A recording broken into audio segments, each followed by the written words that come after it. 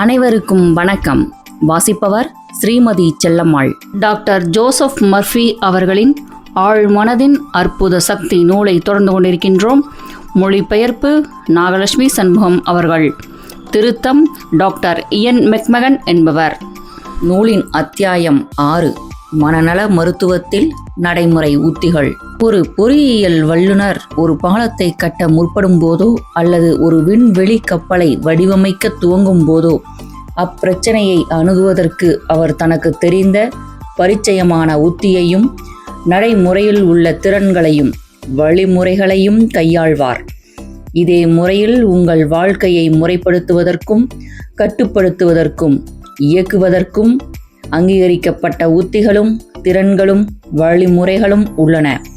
Golden gate பாலத்தை கட்டும்போது பொறியியல் வல்லுநர்கள் முதல் படியாக கணித கோட்பாடுகளையும் பாரம் தூக்கு திறனையும் அழுத்த பிரயோகங்களையும் பற்றி புரிந்து கொள்ள வேண்டியிருந்தது.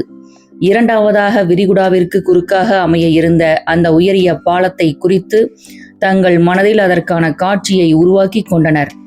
மூன்றாவதாக கோட்பாடுகளை செயல்படுத்தி ஏற்கனவே நிரூபிக்கப்பட்டிருந்த வழிமுறைகளை நடைமுறைப்படுத்தினர். இம்மூன்று விஷயங்களும் பூர்த்தி செய்யப்பட்ட பிறகு அப்பாலம் உருப்பெற்றது. தலைமுறையாக வாகன ஓட்டுநர்கள் அதில் தங்கள் வாகனத்தை ஓட்டி வருகின்றனர். உங்கள் பிரார்த்தனைகள் பலிக்க வேண்டுமென்றால் நீங்கள் சரியான உத்திகளோடும் வழிமுறைகளோடும் அதை துவங்க வேண்டும். அறிவியல் ரீதியான வழிமுறையில் உங்கள் பிரார்த்தனைக்கு பதிலளிக்கப்படுகின்றது. எதுவும் திடீரென்று ஏற்படுவதில்லை. இவ்வுலகம் ஒழுங்காலும் விதிகளாலும் ஆனது. உங்கள் ஆன்மீக வாழ்க்கையை படிப்படியாக வெளிப்படுத்தி அதனை பேணி வளர்ப்பதற்கான நடைமுறை உத்திகளை நீங்கள் இந்த அத்தியாயத்தில் காண்பீர்கள். உங்கள் பிரார்த்தனைகள் காற்றில் அலைக்கழிக்கப்படும் பலூனைப் போல இருந்துவிடக்கூடாது. அவை ஏதோ ஓரிடத்திற்கு சென்று உங்கள் வாழ்வில் ஏதோ ஒன்றை சாதிக்க வேண்டும். நாம் பிரார்த்தனையை பற்றி ஆராயும் போது அதற்கு பல அணுகுமுறைகளும் வழிமுறைகளும் உள்ளன என்பதை கண்டறிகிறோம். சமய வழிபாட்டில் பயன்படுத்தப்படும் முறை சார்ந்த சடங்குகளுடன் கூடிய பிரார்த்தனைகளை நாம் இப்புத்தகத்தில் கருத்தில் எடுத்துக்கொள்ளப் போவதில்லை. இவை கூட்டு பிரார்த்தனையில் ஒரு முக்கிய அங்கம் வகிக்கின்றன. ஆனால் நாம் இங்கு அதில் கவனம் செலுத்தப் போவதில்லை. நாம் உடனடியாக கருத்தில் கொள்ள இருப்பது உங்கள் வாழ்வில் அன்றாடம் நடைமுறைப்படுத்தி உங்களுக்கும் மற்றவர்களுக்கும் உதவி புரியக்கூடிய தனிப்பட்ட பிரார்த்தனைக்கான ஆற்றல் மிகு வழிமுறைகளைத்தான். பிரார்த்தனை என்பது நாம் சாதிக்கும் ஒன்றை குறித்த ஓர் சிந்தனை உருவாக்கம்.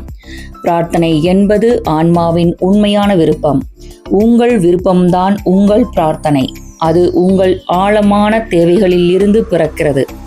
உங்கள் வாழ்வில் நீங்கள் விரும்பும் அனைத்தையும் வெளிப்படுத்துகிறது. நீதியின் மேல் பசிதாகம் உள்ளவர்கள் பாக்கியவான்கள், அவர்கள் திருப்தி அடைவார்கள் என்று பைபிள் கூறுகிறது. இதுதான் பிரார்த்தனையின் உண்மையான இயல்பு. அமைதி, இணக்கம், ஆரோக்கியம், மகிழ்ச்சி மற்றும் பிற ஆசீர்வாதங்கள் குறித்த தேடல்களின் ஆற்றல் மிக்க வெளிப்பாடு அது. எண்ணங்களை வெளிமனதிலிருந்து ஆழ்மனதிற்கு கொண்டு சேர்ப்பதற்கான உத்தி. பிரார்த்தனைகள் பலிப்பதற்கான ரகசியம் நீங்கள் விரும்பும் விளைவுகளை உங்கள் ஆழ்மனதில் ஆழ பதிவு செய்வது என்பதை நாம் பார்த்தோம். இதை செய்வதற்கான எளிய வழிகளில் ஒன்று கடத்தும் உத்தி என்று அழைக்கப்படுகிறது. இதில் வெளிமனம் அளிக்கும் விண்ணப்பத்தை உங்கள் ஆழ்மனம் பொறுப்பேற்றுக் கொள்ள செய்யும்படி தூண்டுவது மிக முக்கியமானது. ஒரு விதமான கற்பனை நிலையில் இவ்வுத்தி மிக சிறப்பாக செயலாற்றும். முடிவில்லா பேரறிவும் அளப்பரிய சக்தியும் உங்கள் மனதின் ஆழத்தில் குடிகொண்டுள்ளன என்பதை அறிந்து கொள்ளுங்கள். உங்களுக்கு என்ன வேண்டும் என்பதை அமைதியாக யோசியுங்கள். அது உங்கள் வசம் வருவதற்காக இக்கணத்திலிருந்து முழு வடிவம் பெற்று கொண்டிருப்பதாக அகக்காட்சி படைப்பில் காணுங்கள். மிக மோசமான ஜலதோஷத்தாலும் வறண்ட தொண்டையாலும் அவதியுற்றிருந்த இச்சிறுமியை போன்று நடந்து கொள்ளுங்கள். அவள் இது இப்போது விலகி ஓடுகிறது, இது இப்போது விலகி ஓடுகிறது என்று உறுதியாக பல முறை தொடர்ந்து பிரகடனப்படுத்தினாள். 1 மணி நேரத்தில் அது அவளை விட்டு பறந்து சென்றது. இவ்வுத்தியை எளிமையுடனும் நேர்மையுடனும் பயன்படுத்துங்கள். உங்கள் ஆழ்மனம் உங்கள் வரைபடத்தை ஏற்றுக்கொள்ளும். நீங்கள் உங்களுக்கும் உங்கள் குடும்பத்தாருக்கும் ஒரு புதிய வீட்டை கட்டிக் கொண்டிருந்தீர்கள் என்றால் உங்கள் வீட்டின் வரைபடத்தில் அதிக அக்கறை எடுத்துக்கொள்வீர்கள். வீட்டை கட்டித்தருபவர்கள் உங்கள் வரைபடத்தில் உள்ள அனைத்தையும் சிறு விவரம் கூட விட்டு போகாமல் முறையாக பின்பற்றுகின்றார்களா என்று பார்த்து கொள்வதில் மிகவும் கவனமாக இருப்பீர்கள். அவர்கள் பயன்படுத்தும் கட்டுமான பொருட்களை கண்காணிப்பீர்கள். உங்கள் வீட்டின் எதிர்கால வாழ்க்கை அதை கட்டுவதற்கு பயன்படுத்தப்படும் தரமான பொருட்களை சார்ந்துள்ளது என்பதை நீங்கள் அறிந்துள்ளதால் சிறந்த சிமெண்ட், மின்காப்பு, மின்சார கம்பிகள், கூரைகள் என்று எல்லாவற்றிலும் சிறந்தவற்றை மட்டும்தான் நீங்கள் தேர்ந்தெடுப்பீர்கள். உங்கள் மன வீட்டிற்கும் மகிழ்ச்சி மற்றும் செழிப்பிற்கான உங்கள் மன வரைபடத்திற்கும் இதே போன்ற அக்கறையை நீங்கள் எடுத்துக்கொள்வது அறிவார்ந்த செயல்தானே. உங்களுடைய வாழ்வு அனுபவங்கள் அனைத்தும் உங்கள் மன வீட்டை உருவாக்க நீங்கள் பயன்படுத்தும் மன கட்டுமான பொருட்களின் இயல்பை சார்ந்துள்ளன. உங்களுடைய வரைபடம் பயம், கவலை, மனக்கலக்கம் அல்லது இல்லாமை ஆகியவற்றால் நிறைந்திருந்து நீங்கள் நம்பிக்கையற்றவராக, சந்தேகிப்பவராக, எதிர்மறையாக சிந்திப்பவராக இருந்தால் நீங்கள் உங்கள் மனதில் நிறுவும் கட்டுமான பொருட்களின் தரம் உங்கள் வாழ்வில் அதிக உணர்ச்சியாகவும் மன இறுக்கமாகவும் கவலையாகவும் வெளிப்படும்.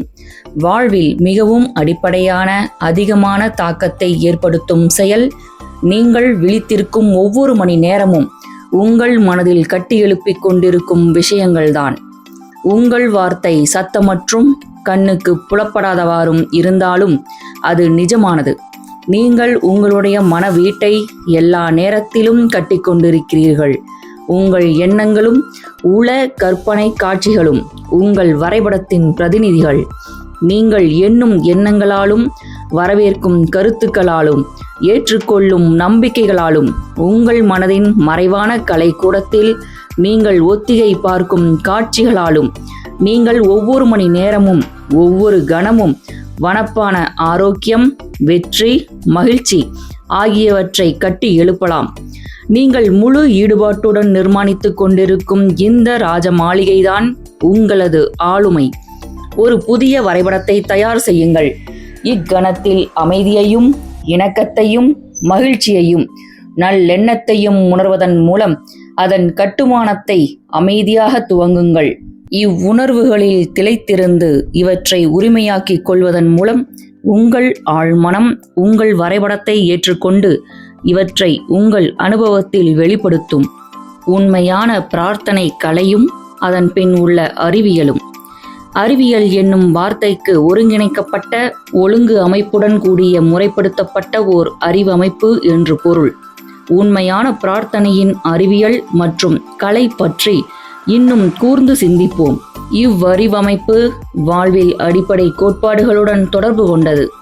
இது உங்கள் வாழ்விலும் இதனை விசுவாசத்துடன் நடைமுறைப்படுத்தும் எல்லா மனிதர்களின் வாழ்விலும் நடைமுறைப்படுத்தி காட்டக்கூடிய உத்திகளையும் செயல்முறைகளையும் விளக்குகிறது. உங்கள் உத்தியும் செயல்முறையும் தான் கலை. உங்கள் எண்ணத்திற்கும் உள காட்சிக்கும் உங்கள் படைப்பு மனம் அளிக்கும் செயல் விடைதான் அதன் பின் உள்ள அறிவியல். கேளுங்கள், அப்பொழுது உங்களுக்கு கொடுக்கப்படும். தேடுங்கள், அப்பொழுது கண்டடைவீர்கள். தட்டுங்கள், அப்பொழுது உங்களுக்கு திறக்கப்படும். மாத்தேயு 7:7.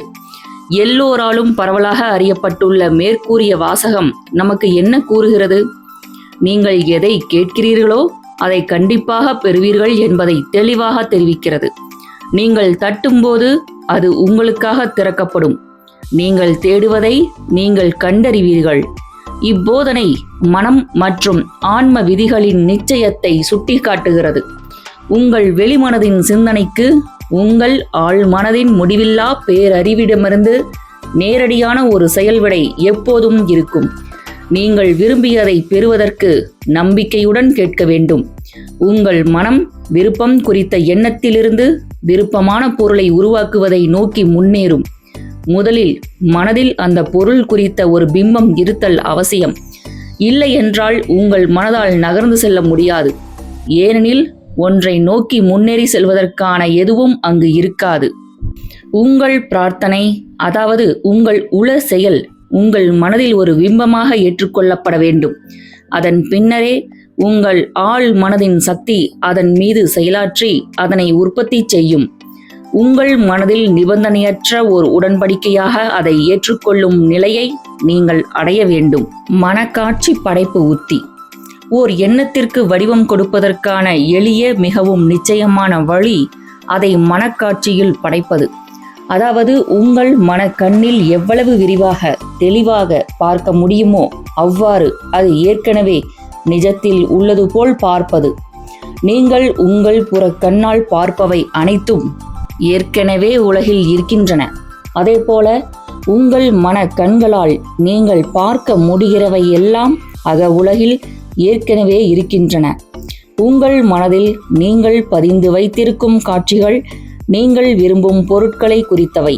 அப்பொருட்கள் இன்னும் உங்கள் வசமாகவில்லை என்பதற்கான அத்தாட்சிகள் அவை. உங்கள் கற்பனையில் நீங்கள் வடிக்கும் யாவும் உங்கள் உடல் உறுப்புகளைப் போல நிஜமானது. கருத்தும் எண்ணமும் நிஜங்களே. உங்கள் மனதின் காட்சிகளுக்கு என்றென்றும் நீங்கள் விசுவாசத்துடன் இருக்கும் பட்சத்தில் அவை உங்கள் புற உலகில் ஒரு நாள் வெளிப்படும். இச்சிந்திக்கும் செயல்முறை உங்கள் மனதில் பதிவுகளை உருவாக்கும். இப்பதிவுகள் முறையே உண்மைகளாகவும் அனுபவங்களாகவும் உங்கள் வாழ்வில் உருப்பெறும். கட்டிட கலைஞர்கள் தாங்கள் விரும்பும் வகையான கட்டிடத்தை மனக்காட்சியில் படைக்கின்றனர். கட்டி முடிக்கப்பட்டவுடன் எப்படி இருக்க வேண்டும் என்று விரும்புகிறார்களோ அதே படத்தை தங்கள் மனதில் பார்க்கின்றனர். அவர்களுடைய உளக்காட்சியும் சிந்தனை முறையும் ஒரு பிளாஸ்டிக் வார்ப்பாக உருவாகி அதிலிருந்து அக்கட்டிடம் வெளிப்படும். அது அழகாகவோ அவலட்சணமாகவோ இருக்கலாம்.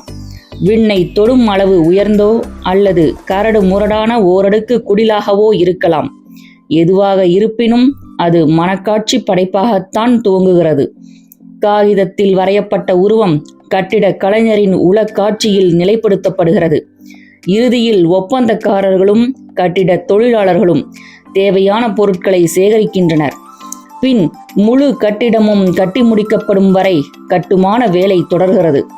இது கட்டிட கலைஞரின் மனக்காட்சி அமைப்புடன் மிக சரியாக ஒத்துப்போகின்றது. நான் ஒரு கூட்டத்தில் பேசுவதற்கு முன் மனக்காட்சி படைப்பு உத்தியை எப்போதும் பிரயோகிக்கிறேன்.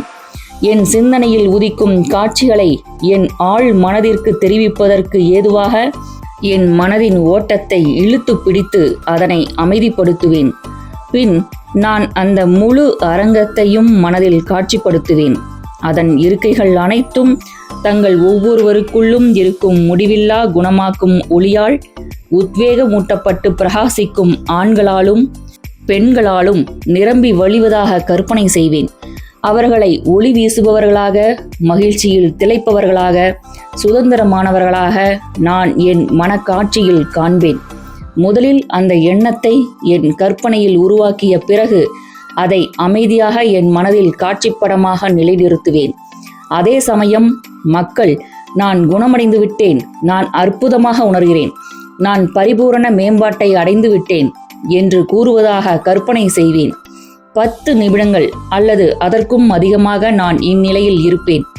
ஒவ்வொரு மனிதனின் உள்ளமும் உடலும் அன்பாலும் முழுமையாலும் அழகாலும் கச்சிதத்தாலும் நிறைந்துள்ளதாக எனக்கு நானே தெரிவித்து கொண்டு அதை பரிபூரணமாக உணர்வேன். ஆரோக்கியத்தையும் மகிழ்ச்சியையும் பிரகடனப்படுத்தும் பெருந்திரளான மக்களின் குரல்களை என் மனதில் கேட்கும் அளவிற்கு என் கற்பனை உணர்வு ஓங்கி உயர்ந்து இருக்கும். பின் மேடையை நோக்கி செல்வேன். இவ்வுத்தியை பிரயோகித்து நான் பேசும் ஒவ்வொரு முறையும் தங்கள் பிரார்த்தனைகளுக்கான விடைகள் கிடைத்துவிட்டதாக என் பேச்சு முடிந்த பிறகு சிலர் என்னிடம் வந்து கூறுவர். மன திரைப்பட முறை உத்தி. ஒரு படம் 1000 வார்த்தைகளுக்கு சமானம் என்ற பழமொழியை நாம் நன்கு அறிவோம். விசுவாசத்துடன் மனதில் நிலைநிறுத்தி வைக்கப்பட்டுள்ள எந்த ஒரு படத்தையும் ஆழ்மனம் புற உலகில் அனுபவமாக வெளிப்படுத்தும். பல வருடங்களுக்கு முன் மிட்வெஸ்டில் உள்ள பல மாநிலங்களிலும் என்னை உலாவர செய்த ஒரு சொற்பொழிவு பயணச் சுற்றில் நான் இருந்தேன். என் உதவி தேவைப்படும் மக்களுக்கு சேவை செய்ய நான் அப்பகுதியில் ஒரு நிரந்தரமான இடத்தை மையமாக வைத்து செயல்பட விரும்பினேன். என் பயணங்கள் என்னை வெகு தூரத்திற்கு அழைத்து சென்றன. ஆனாலும் ஒரு நிரந்தர தளம் குறித்த கருத்தை நான் மறக்கவில்லை. ஒரு நாள் மாலை நான் வாஷிங்டனில் என் ஹோட்டல் அறையில் இளைப்பாறிக் கொண்டிருந்த போது என் கவனத்தை ஒருமுகப்படுத்தினேன். நான் ஒரு பெரும் கூட்டத்தில் பேசுவதாக அமைதியாக கற்பனை செய்தேன். என் பேச்சை கேட்டுக்கொண்டிருந்தவர்களிடம் நான் இங்கு வந்திருப்பதில் மட்டற்ற மகிழ்ச்சி அடைகிறேன். நான் இச்சிறந்த வாய்ப்புக்காக தவம் இருந்துள்ளேன் என்று கூறினேன். நான் அக்கற்பனை பார்வையாளர்களை என் மனக்கண்ணில் பார்த்து அதன் நிஜத்தை உணர்ந்தேன். நான் பேச்சாளன் என்ற கதாபாத்திரத்தை ஏற்று நடித்து இந்த மன திரைப்படத்தை அரங்கேற்றினேன். இப்படம் என் ஆழ் மனதிற்கு தெரிவிக்கப்படும் என்பதை நான் உணர்ந்திருந்ததாலும், பின் என் ஆழ் மனம் தன் சொந்த வழியில் அதை நிஜமாக்கும் என்பதை அறிந்திருந்ததாலும் எனக்கு பூரண திருப்தி ஏற்பட்டது. அடுத்த நாள் காலை நான் கண் விழித்தபோது பெரும் மன அமைதி ஏற்பட்டிருந்ததை உணர்ந்தேன். ஒரு சில நாட்களுக்கு பிறகு மிட்வெஸ்டில் உள்ள ஒரு நிறுவனத்திலிருந்து அந்நிறுவனத்தின் இயக்குனராக அதனை பொறுப்பேற்று நடத்த எனக்கு ஒரு தொலைபேசி அழைப்பு வந்தது. நான் அதனை ஏற்றுக்கொண்டேன். எனக்கு பரிபூரணமாக திருப்தி அளித்த வேலையை செய்வதில் பல வருடங்களை அங்கு ஆனந்தமாக கழித்தேன். நான் இப்போது விளக்கியுள்ள முறை உள திரைப்பட முறை என்று அழைக்கப்படுகிறது. என் புத்தகங்களின் மூலம் அல்லது என் சொற்பொழிவின் மூலம் இந்த உத்தியை பற்றி அறிந்து கொண்டு அதை பயன்படுத்தி அற்புதமான விளைவுகளை தாங்கள் பெற்றதாக கூறி எனக்கு பல கடிதங்கள் வந்துள்ளன. உள திரைப்பட முறை குறிப்பாக சொத்துக்களை விற்பதில் மிகவும் உபயோககரமாக இருப்பதாக தெரிகின்றது. நீங்கள் உங்கள் வீட்டையோ அல்லது வேறு ஏதாவது சொத்தையோ விற்பதாக இருந்தால் முதலில் நீங்கள் கேட்கும் விலை உங்களுக்கும் அதை வாங்குபவருக்கும் நியாயமானதாக இருப்பதாக உங்கள் மனதில் திருப்தி ஏற்படுத்தி கொள்ளுங்கள். அதை செய்த பிறகு உங்கள் மனதை அமைதிப்படுத்தி உங்களை ஆசுவாசப்படுத்தி கொண்டு கவலையை விட்டொழித்து மிக குறைந்த முயற்சியே தேவைப்படும் ஒரு மயக்கம் தோய்ந்த உறக்க நிலைக்கு செல்லுங்கள். இப்போது அக்காசோலை உங்கள் கையில் இருப்பதாக மனக்காட்சியில் பாருங்கள். காசோலை கிடைத்த மகிழ்ச்சியில் திளையுங்கள். அதற்காக நன்றி கூறுங்கள். உங்கள் மனதில் உருவான இந்த முழு உள திரைப்படத்தின் நிஜ தன்மையை உணர்ந்தவாறு உறங்கச் செல்லுங்கள். இது ஏற்கனவே புற உலகில் நிஜமாகிவிட்டதாக நீங்கள் நடந்து கொள்ள வேண்டும். நீங்கள் அப்படி செய்யும்போது உங்கள் ஆழ்மனம் அதை ஓர் எண்ணப் பதிவாக எடுத்துக்கொள்ளும். பின் உங்கள் சொத்தை உண்மையிலேயே வாங்க விரும்பும், அதை மனதார நேசிக்கும், அதன் மூலம் செழிப்புறும் ஒருவரை பிரபஞ்ச பேரறிவானது உங்களிடம் கவர்ந்தொழுக்கும். மனதின் ஆழமான எண்ண ஓட்டங்களின் மூலம் விற்பவரும் வாங்குபவரும் ஒன்றிணைக்கப்படுவர். விசுவாசத்துடன் மனதில் நிலைநிறுத்தப்பட்டுள்ள ஓர் உள காட்சி அனுபவமாக வெளிப்படும். சார்லஸ் பவுடோயின் உத்தி.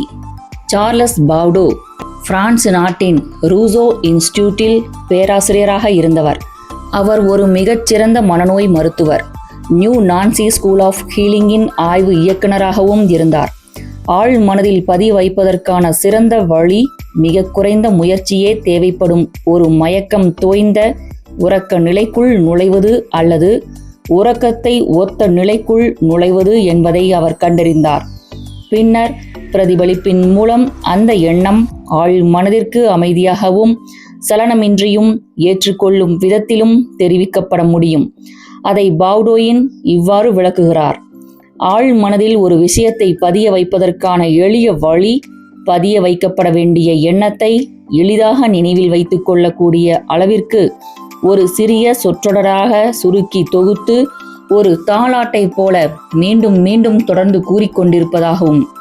ஒரு சில வருடங்களுக்கு முன் லாஸ் ஏஞ்சலிஸ் நகரில் ஓர் இளம் விதவை நாட்பட்ட கசப்பான குடும்ப தகராறு ஒன்றில் மாட்டி தவித்துக் கொண்டிருந்தார். மறைந்த அவரது கணவர் தன்னுடைய சொத்து முழுவதையும் அவருக்காக விட்டு சென்றிருந்தார். ஆனால் அவரது கணவரின் மற்றொரு திருமணத்தின் மூலம் பிறந்தவர்கள் அந்த உயில் செல்லாது என்று வழக்கு தொடர்ந்தனர். அப்பெண் தங்களுக்குள் உடன்பாடு செய்து கொள்ளலாம் என்று விடுத்த கோரிக்கையையும் அவர்கள் நிராகரித்தனர். அவர் எனது உதவியை நாடி வந்தபோது நான் அவருக்கு பவுடோயின் உத்தியை விளக்கினேன். அவருடைய தேவை குறித்த எண்ணத்தை மனதில் எளிதாக பதிய வைக்கக்கூடிய ஒரு சில வார்த்தைகள் கொண்ட சொற்றொடராக சுருக்குமாறு நான் அவருக்கு வலியுறுத்தினேன். அவர் கண்டுபிடித்த சொற்றொடர் இது தெய்வீக ஒழுங்கின்படி நிறைவேறிவிட்டது என்பது. அவரை பொறுத்தவரை இச்சொற்றொடர் அவரது ஆழ் மனதின் ஊடாக பாரபட்சமற்ற முறையில் இயங்கும் பிரபஞ்ச பேரொளி ஓர் இணக்கமான முடிவை கொண்டுவரும் என்று பொருள்பட்டது. அடுத்த 10 நாட்களாக ஒவ்வொரு இரவிலும் அவர் தன் சாய்வு நாற்காலியில் அமர்ந்து கொண்டு தன் உடலை ஆசுவாசப்படுத்தி கொண்டு உறக்க நிலைக்குள் நுழைந்தார். அந்நிலையை அடைந்தவுடன் மெதுவாக, அமைதியாக, உணர்வு பூர்வமாக இது தெய்வீக ஒழுங்கின்படி நிறைவேறிவிட்டது என்று தனக்குத்தானே தொடர்ந்து பல முறை சுய பிரகடனம் செய்து கொண்டார். ஓர் உள் அமைதி ஏற்படுவதை அவர் உணர்ந்தார். பின் வழக்கம் போல் ஆழ்ந்து உறங்கலானார். 11ஆம் நாள் காலை மிகுந்த உற்சாகத்துடனும் தன் பிரச்சனை முடிந்துவிட்ட உறுதியான உணர்வுடனும் அவர் கண் விழித்தார். அதற்கேற்றாற்போல் அவரது வழக்கறிஞர் அன்றே அவரை அழைத்து எதிர்த்தரப்பு வழக்கறிஞரும் அவரது கட்சிக்காரர்களும் அவரது ஒப்பந்தத்தை ஏற்றுக்கொள்ள சம்மதம் தெரிவித்த விஷயத்தை பகிர்ந்து கொண்டார். ஓர் இணக்கமான உடன்படிக்கை ஏற்பட்டது. வழக்கு கைவிடப்பட்டது. உறக்க உத்தி. நீங்கள் ஓர் உறக்க நிலைக்குள் நுழையும் போது ஆழ் மனதில் ஒரு விஷயத்தை பதிய வைக்க மிக குறைந்த முயற்சியே தேவைப்படுகிறது. உறக்க நிலையில் இருக்கும்போது வெளிமனம் பெருமளவில் அமைதியாக்கப்படுகிறது. உறக்கத்திற்கு சற்று முன்னரும் விழித்து சற்று நேரத்திற்குள்ளும் ஆழ் மனம் மிகுந்த ஆற்றலுடன் செயல்படுவதுதான் இதற்கு காரணம். உங்கள் விருப்பங்களுக்கு எதிராக செயல்பட்டு உங்கள் ஆழ்மனதை ஏற்றுக்கொள்ள விடாமல் தடுக்கும் எதிர்மறை எண்ணங்கள் இந்நிலையில் இருப்பதில்லை. ஒரு தீய பழக்கத்தை நீங்கள் விட்டொழிக்க விரும்புவதாக வைத்துக்கொள்வோம். ஒரு வசதியான நிலையில் அமர்ந்து உங்கள் உடலை ஆசுவாசப்படுத்தி அசையாமல் இருங்கள். ஓர் உறக்க நிலைக்கு செல்லுங்கள். அந்நிலையில் அமைதியாக நான் இப்பழக்கத்திலிருந்து முழு விடுதலை பெற்றுள்ளேன், இணக்கமும் மன அமைதியும் என்னிடம் குடிகொண்டுள்ளன என்று ஒரு தாலாட்டை போல மீண்டும் மீண்டும் சொல்லுங்கள். இவ்வார்த்தைகளை மெதுவாக, அமைதியாக, அன்போடு 5 அல்லது 10 நிமிடங்கள் காலையிலும் இரவிலும் தொடர்ந்து கூறி வாருங்கள். ஒவ்வொரு முறை கூறும்போதும் அவ்வார்த்தைகளின் உணர்ச்சி மதிப்பு கூடுகின்றது.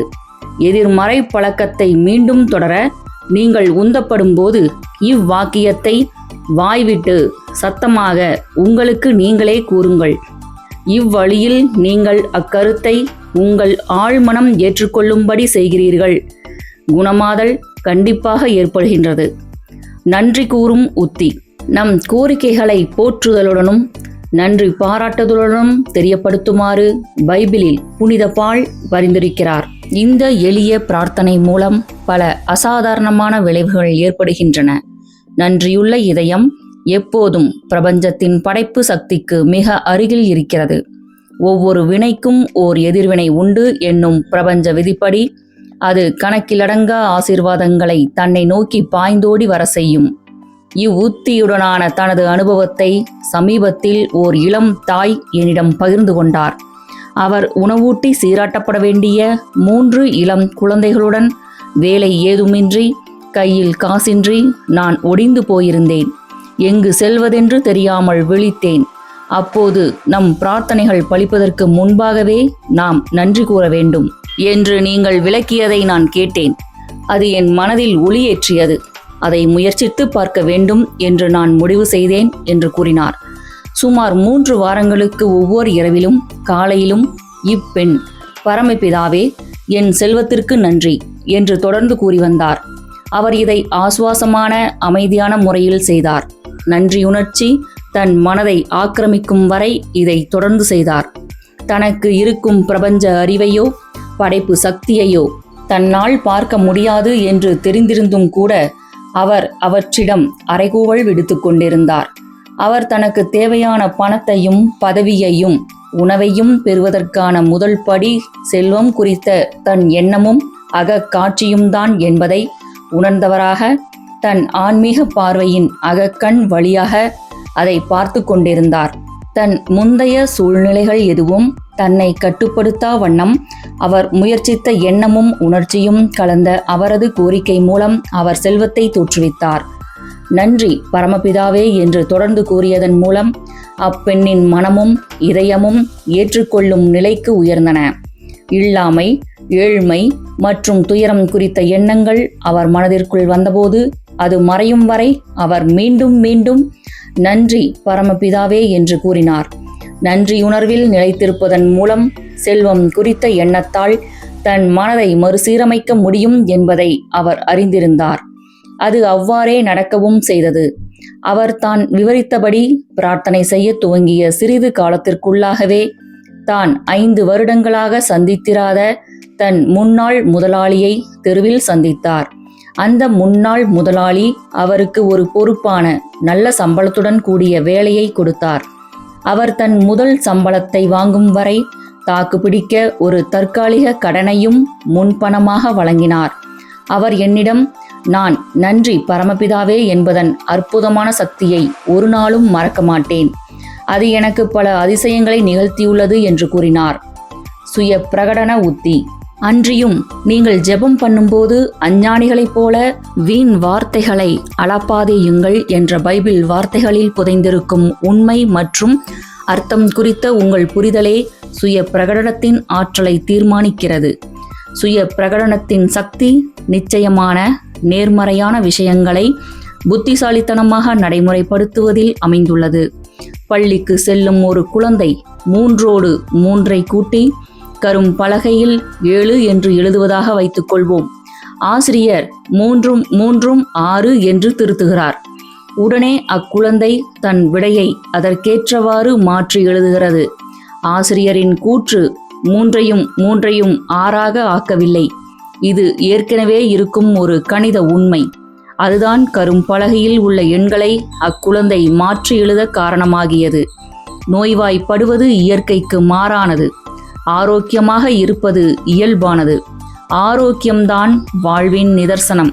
நீங்கள் உங்களுக்காகவோ அல்லது பிறருக்காகவோ ஆரோக்கியத்தையும் இணக்கத்தையும் அமைதியையும் வேண்டி சுய பிரகடனம் செய்யும் போதும், இவை யாவும் பிரபஞ்ச கொள்கையின் ஓர் அம்சம் என்பதை உணரும் போதும், நீங்கள் உறுதியுரை கூறும் விஷயங்கள் மீதான உங்கள் விசுவாசம் மற்றும் புரிதலின் அடிப்படையில் உங்கள் ஆழ் மனதின் எதிர்மறை அமைப்புகளை மாற்றி அமைக்கிறீர்கள்.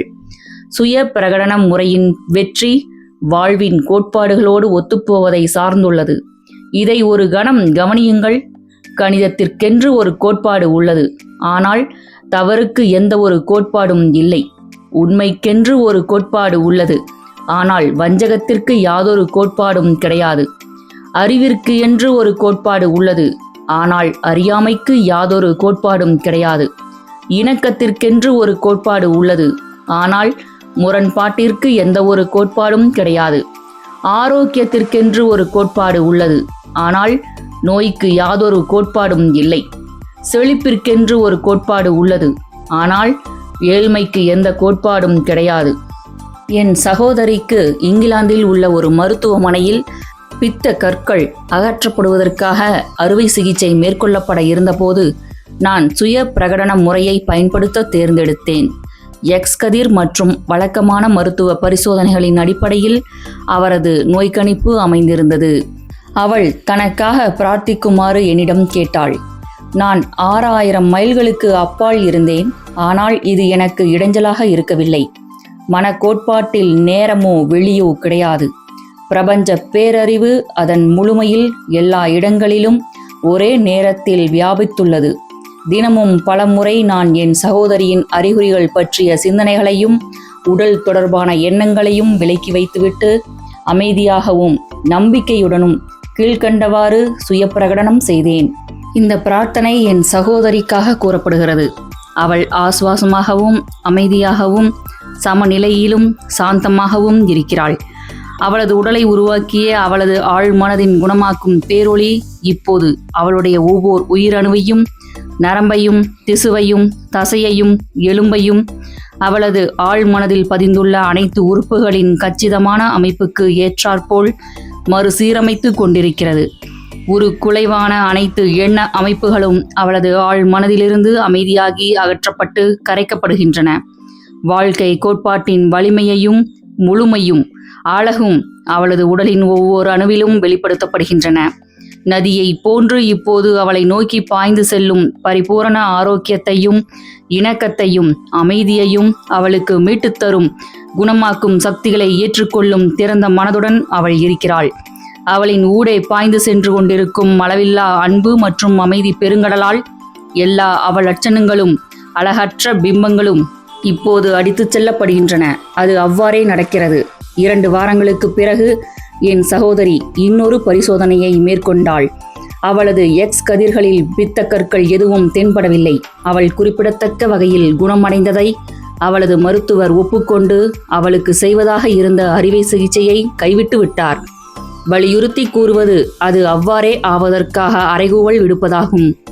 உங்கள் மனதின் இப்போக்கை உண்மை என்று கருதி நீங்கள் பேணும்போது நடைமுறை ஆதாரங்கள் இதற்கு மாறானவையாக இருக்கும்போதும் கூட உங்கள் பிரார்த்தனைக்கான பதிலை பெறுவீர்கள். உங்கள் எண்ணத்தால் வலியுறுத்த மட்டும்தான் முடியும். ஏனெனில் நீங்கள் ஒன்றை மறுக்கும் போதும் கூட உண்மையில் நீங்கள் எதை மறுக்கிறீர்களோ அதன் இருத்தலை குறித்தே வலியுறுத்தி கொண்டிருக்கிறீர்கள். ஒன்றை வலியுறுத்தி கூறும்போது எதை கூறுகிறோம், ஏன் கூறுகிறோம் என்பதை தெரிந்து கொண்டு மீண்டும் மீண்டும் கூறும்போது அது நீங்கள் கூறுவது உண்மை என்று ஏற்றுக்கொள்ளும் நிலைக்கு உங்கள் மனதை இட்டுச் செல்லும். ஆழ் மனதின் செயல்விடை உங்களுக்கு திருப்தி அளிக்கும் வரை நீங்கள் தொடர்ந்து வாழ்வின் உண்மைகளை வலியுறுத்தி கொண்டே இருங்கள். விவாத உத்தி இம்முறை அதன் பெயருக்கு ஏற்றவாறு அமைந்துள்ளது. இது ஒரு நூற்றாண்டுக்கு முன் மெயின் மாநிலத்தின் பெல்ஃபாஸ்ட் நகரில் மருத்துவ தொழில் புரிந்து வந்த மன மற்றும் ஆன்மீக பிணி நீக்கங்களின் முன்னோடியாக திகழ்ந்த டாக்டர் ஃபினியாஸ் ஃபார்கஸ்ட் குவிம்பியின் அற்புதமான வேலையிலிருந்து கிளைத்தெழுகிறது. அவர்தான் உண்மையில் உளம் சார்ந்த உடற்கோளாறு மருத்துவத்தின் தந்தை மற்றும் முதல் உள பகுத்தாய்வாளர். நோயாளிகளின் பிரச்சனைகள் மற்றும் வலிகளின் காரணத்தை தன் ஞான திருஷ்டியின் மூலம் கண்டறியும் குறிப்பிடத்தக்க ஆற்றலையும் அவர் பெற்றிருந்தார். டாக்டர் குவிம்பியால் வெற்றிகரமாக பயன்படுத்தப்பட்ட விவாத முறை ஆன்மீக பகுத்தறிதலை உள்ளடக்கிய ஒன்று. இம்முறையில் ஆழ்மனதில் பதிந்திருக்கும் பொய்யான நம்பிக்கைகளும் ஆதாரமற்ற பயங்களும் எதிர்மறை அமைப்புகளும் தான் நோய்க்கான காரணம் என்னும் கருத்தை நீங்களும் நம்பி உங்களுடைய நோயாளியையும் நம்ப வைக்கிறீர்கள். உருக்குலைந்த திரிக்கப்பட்ட எண்ண அமைப்பே உடலில் உருப்பெற்று நோயாகவோ உடல் நலிவாகவோ மாறுகிறது என்பதை உங்கள் மனதில் தெளிவாக பகுத்தறிந்து உங்கள் நோயாளியை நம்ப வைக்கிறீர்கள். ஏதோ ஒரு புறசக்தி மற்றும் புற காரணங்களின் மீதான தவறான நம்பிக்கைதான் நோயின் வடிவில் தன்னை வெளிப்படுத்தி கொண்டுள்ளது. எண்ணத்தின் அமைப்புகளை மாற்றுவதன் மூலம் இதனை மாற்ற முடியும். அனைத்து பிணி நீக்கங்களின் அடிப்படையும் நம்பிக்கையில் ஏற்படும் ஒரு மாற்றம்தான் என்பதை நோயுற்றவரிடம் விளக்கி கூறுங்கள். ஆழ் மனம்தான் உடலையும் அதன் அனைத்து உறுப்புகளையும் உருவாக்கியது. எனவே அதை எப்படி குணப்படுத்துவது என்பது அதற்கு தெரியும். ஆழ் மனதால் அதை குணப்படுத்த முடியும். இப்போது நீங்கள் பேசிக்கொண்டிருக்கும் நேரத்திலும் அது குணப்படுத்தி கொண்டுதான் இருக்கிறது என்பதையும் சுட்டிக்காட்டுங்கள். நோயில் ஊறிப்போன நோய் சார்ந்த எண்ணத்தின் மற்றும் காட்சியின் அடிப்படையில் அமைந்த மனதின் நிழல்தான் வியாதி என்பதை உங்கள் மனதின் வழக்காடு மன்றத்தில் வாதிடுங்கள். முதலில் அனைத்து உறுப்புகளையும் உருவாக்கி அதன் ஒவ்வொரு உயிரணு, நரம்பு மற்றும் திசுவின் கச்சிதமான அமைப்பை தன்னகத்தே கொண்டுள்ள நமக்குள் குடிகொண்டிருக்கும் குணமாக்கும் சக்திக்கு சாதகமான அனைத்து ஆதாரங்களையும் உங்களால் முடிந்த அளவு தொடர்ந்து ஒன்று திரட்டுங்கள். அதன் பின் உங்கள் மனதின் வழக்காடு மன்றத்தில் உங்களுக்கும் உங்கள் நோயாளிக்கும் சாதகமான ஒரு தீர்ப்பை நீங்கள் வழங்குங்கள். நோயுற்றவரை விசுவாசத்தாலும் ஆன்மீக புரிதலாலும் நோயிலிருந்து விடுவியுங்கள். ஒரே ஒரு மனம் மட்டுமே உள்ளதால் நீங்கள் உண்மை என்று உணர்வது உங்கள் நோயாளியின் அனுபவத்தில் வெளிப்படுத்தப்படுகிறது. ஒரு பிணி நீக்கம் பின் தொடர்கிறது. முழுமை உத்தி உலகம் நெடியிலும் பல மக்கள் இவ்வடிவ பிரார்த்தனை சிகிச்சையை மேற்கொண்டு அற்புதமான விளைவுகளை பெற்றுள்ளனர். இம்முழுமை உத்தியை பயன்படுத்துபவர் நோயாளியின் பெயரை குறிப்பிடுவார். பின் அவர் அமைதியாக கடவுளை பற்றியும் மகிழ்ச்சி, எல்லையில்லா அன்பு, முடிவில்லா பேரறிவொளி, சர்வ வல்லமை, அளவற்ற ஞானம், முழுமையான இணக்கம், வர்ணனைக்கு அப்பாற்பட்ட அழகு, மற்றும் கச்சிதம் போன்ற கடவுளது குணநலன்கள் மற்றும் நற்பண்புகளை பற்றி சிந்திப்பார். அவர் இவ்வழியில் தொடர்ந்து அமைதியாக சிந்திக்கும் போது அவரது விழிப்புணர்வு மேலோங்கி ஒரு புது ஆன்மீக பரிமாணத்தை அடைகிறது. தான் யாருக்காக பிரார்த்திக்கின்றாரோ அந்நோயாளியின் மனதிலும் உடலிலும் உள்ள அனைத்து உபாதைகளையும் முடிவில்லா சமுத்திரமான கடவுளின் அன்பு கரைத்து விடுவதாக உணர்கிறார். கடவுளின் சக்தியும் அன்பும் இப்போது நோயாளியின் மேல் குவிந்திருப்பதாக உணர்கிறார். தொல்லை கொடுக்கும் அல்லது எரிச்சலூட்டும் அனைத்தும் அன்பின் முடிவில்லா சமுத்திரத்தின் முன்னால் முழுமையாக கரைந்து போய்விடுகின்றன. முழுமை பெற்ற இப்பிரார்த்தனை முறையை செவி உணரா ஒளி சிகிச்சையின் சமீபத்திய வளர்ச்சிகளுடன் ஒப்பிடலாம். இதை சமீபத்தில் லாஸ் ஏஞ்சலிஸ் நகரில் உள்ள ஒரு புகழ்பெற்ற மருத்துவர் எனக்கு விளக்கினார். அவர் பயன்படுத்தும் கருவி ஆற்றல் மிக்க ஒளி அலைகளை மிக உயர்ந்த அதிர்வெண்ணில் உருவாக்குகிறது. அசாதாரணமான திசுக்கள் உள்ள உடலின் பகுதிகளில் இவை குவிக்கப்பட்டால் பாதிக்கப்பட்ட உயிரணுக்கள் இச்செவியுணரா ஒளியால் அதிர்ந்து அதற்கு செயல்விடை அளிக்கின்றன. கடவுளின் குணநலன்கள் மற்றும் பண்புகளை பற்றி சிந்தித்து நாம் எவ்வளவு தூரம் விழிப்புணர்வில் மேலோங்கி நிற்கிறோமோ அவ்வளவு இணக்கம், ஆரோக்கியம் மற்றும் அமைதியின் ஆன்மீக அலைகளை நாம் உருவாக்குகிறோம். இந்த அலைகள் யார் மீது குவிக்கப்படுகின்றனவோ அவர்கள் அவற்றை ஒத்த அதிர்வை வெளிப்படுத்தி அவற்றிற்கு செயல்விடை அளிப்பர். பிரார்த்தனைக்கான இவ்வுத்தியின் மூலம் பல குறிப்பிடத்தக்க பிணி நீக்கங்கள் நிகழ்த்தப்பட்டுள்ளன. கட்டளையிடுதல் உத்தி. நாம் சிந்தும் வார்த்தையின் பின்னுள்ள உணர்வுக்கும் விசுவாசத்திற்கும் ஏற்ப அதற்கு சக்தி கிடைக்கின்றது. நம் சார்பாக உலகை சுழல வைத்துக் கொண்டிருக்கும் சக்தி நம் வார்த்தைகளுக்கு பின்னால் உள்ள சக்திதான் என்பதை நாம் உணரும்போது நமது நம்பிக்கையும் உத்தரவாதமும் வளர்கின்றன. இச்சக்தியுடன் மேலும் அதிகமான சக்தியை இணைப்பதற்கு நீங்கள் முயற்சிக்கவில்லை. இதில் மனதளவிலான எந்தவிதமான கடும் முயற்சியோ வலுக்கட்டாயமோ நிர்பந்தமோ அல்லது மன போராட்டமோ இருக்கக்கூடாது. தன்னை தொடர்ந்து தொலைபேசியில் அழைத்து தன்னுடன் டேட்டிங் வைத்துக்கொள்ள சொல்லி கட்டாயப்படுத்தி கொண்டிருந்த ஓர் இளைஞன் மீது ஓர் இளம் பெண் இக்கட்டளை முறையை பிரயோகித்தாள். அவனை விடுவிக்க அவள் மிகவும் கஷ்டப்பட்டாள். அவன் அவளுடைய அலுவலகத்திற்கு வர துவங்கிய போது உடனே ஏதேனும் கடுமையான நடவடிக்கை எடுக்க வேண்டிய அவசியத்தை உணர்ந்தாள். தினமும் அவள் தன்னை ஓர் அமைதியான நிலைக்கு உட்படுத்தி தொடர்ந்து பலமுறை இவ்வாறு கட்டளையிட்டாள்.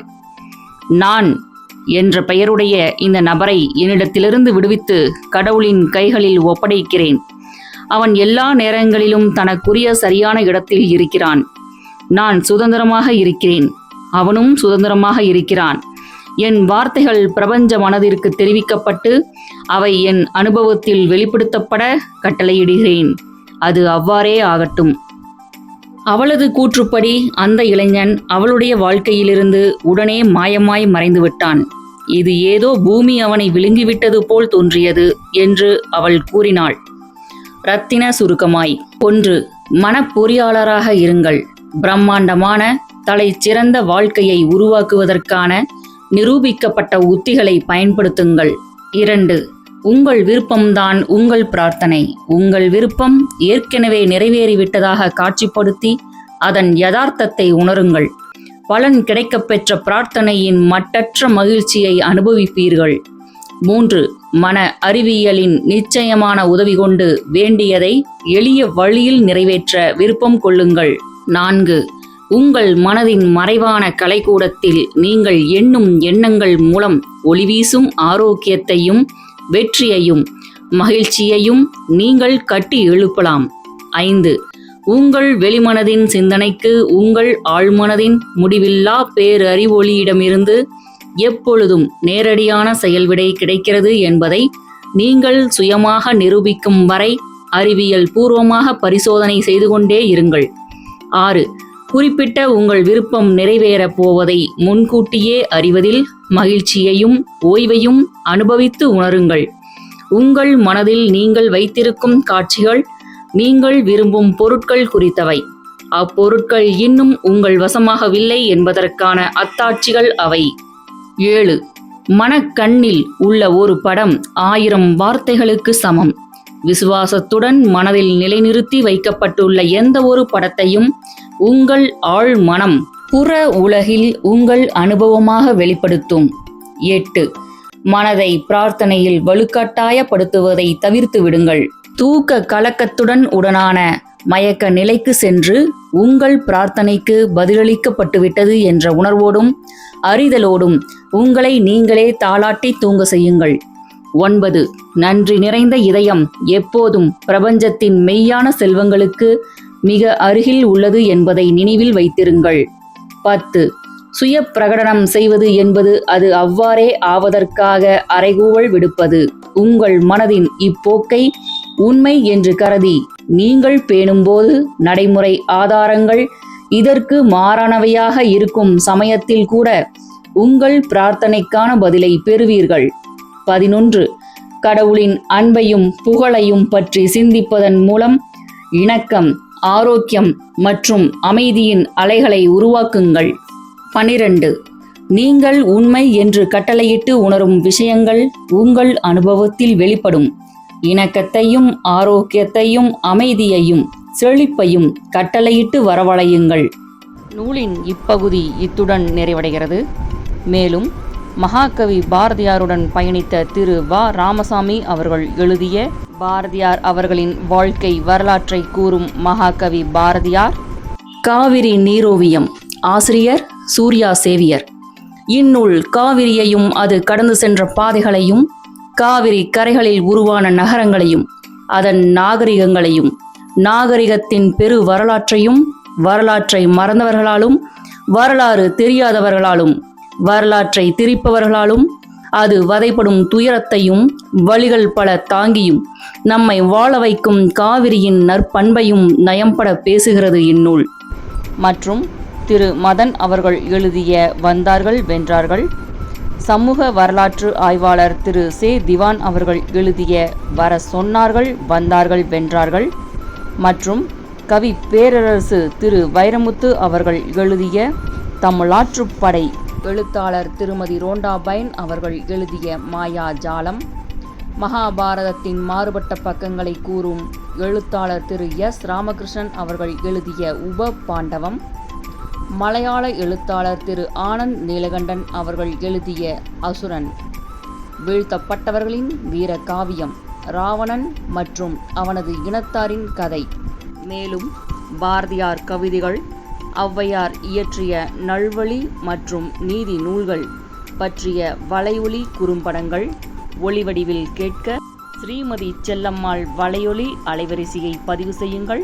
தமிழாற்றுப்படை மற்றும் மாயாஜாலம் நூல்களை ஸ்பாட்டிஃபை ஆப்பிலும் கேட்கலாம். ஸ்ரீமதி செல்லம்மாள் தொடர்வாள். நன்றி, வணக்கம்.